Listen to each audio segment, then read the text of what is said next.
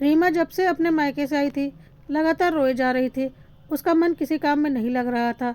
जैसे तैसे उसने अपने सास ससुर को खाना बनाकर खिलाया और जल्दी जल्दी बच्चों को भी खाना खिला दिया और सर दर्द का बहाना करके अपने कमरे में जाकर लेट गई।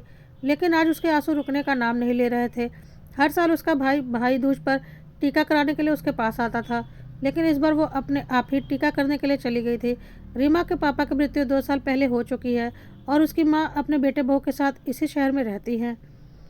अमित उनका इकलौता बेटा है और अपनी बेटी की शादी कर चुका है और छोटा बेटा कॉलेज में पढ़ रहा है। रीमा के पापा की सरकारी नौकरी थी, उसकी मम्मी की पेंशन भी आती है और भाई और भाभी दोनों ही एक स्कूल में पढ़ाते हैं। घर में किसी चीज़ की कोई कमी नहीं है। मायका पास में ही होने के कारण वह अक्सर अपनी माँ से मिलने चली जाती है, लेकिन कभी भी एक रात के लिए भी अपने घर नहीं रुकती, क्योंकि उसके सास ससुर भी बीमार रहते हैं और बच्चे अब बड़े हो चुके हैं जिनके ट्यूशन चलते रहते हैं, इसलिए उसका अपने घर में रहना तो होता ही नहीं है। लेकिन सप्ताह में एक बार वह अपनी माँ से मिलने ज़रूर जाती है। आज जैसे ही घर पहुंची तो बाहर अंदर से आई आवाज़ से उसके कदम वहीं ठिठक गए। उसकी भाभी माँ से कह रही थी, माँ हम दीदी को अब भाई दूज पर महंगी साड़ी या महंगा उपहार नहीं दे सकते। हमारा इतना बजट नहीं, क्योंकि अब हमारी लड़की की भी शादी हो चुकी है और उसके खर्च भी बहुत बढ़ गए हैं। हमें अपने बच्चों के बारे में भी सोचना पड़ेगा। लेकिन माँ ने कहा, तुम दोनों मेरी बेटी पर कुछ खर्च नहीं करते हो, सारा मैं अपनी पेंशन से ही खर्च करती हूँ, इसलिए तुम्हें यह कहने का कोई हक नहीं। उसने आज तक मुझसे कुछ नहीं मांगा। इस पर उसकी भाभी ने कितना कुछ सुना दिया था माँ को।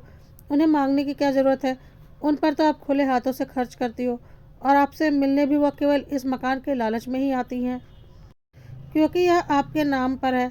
बस करो बहू, मेरी बेटी के बारे में कितना गलत सोच रखती हो।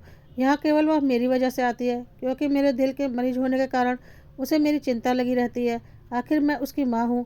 भाभी की सारी बातें रीमा के मन को छलनी कर दिया था, लेकिन ज़्यादा दुख इस बात का था कि उसके भैया ने भी भाभी की बातों का कोई विरोध नहीं किया। वह उल्टे पांव वापस लौट जाना चाहती थी, लेकिन उसके भाई ने उसे देख लिया था, इसलिए वह अंदर चली गई। टीका करने के बाद भाई ने जैसे ही उसे लिफाफा दिया, रोंदे गले से वह इतना ही कह पाई कि भैया मैं यहाँ कुछ लेने के लिए नहीं आती, अपनी माँ से मिलने आती हूँ। मेरे घर में किसी चीज़ की कोई कमी नहीं है। जब तक मेरी माँ जिंदा है मैं हमेशा आती रहूँगी, क्योंकि आपके साथ साथ माँ की जिम्मेदारी मेरी भी है। बहन मायके में कुछ लेने नहीं, प्यार बांटने आती है। आप जिस जगह पर मैं खड़ी हूँ, कल आपकी बेटी उसी जगह पर होगी।